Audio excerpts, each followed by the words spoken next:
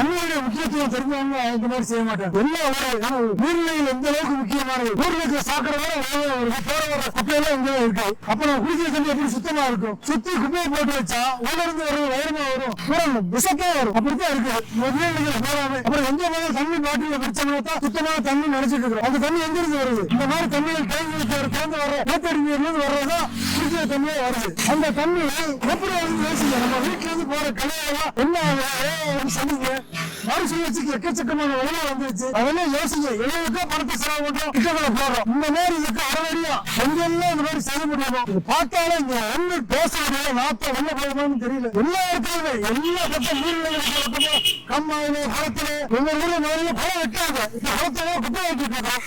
சரி சகதி என்ன சொல்றது தெரியல.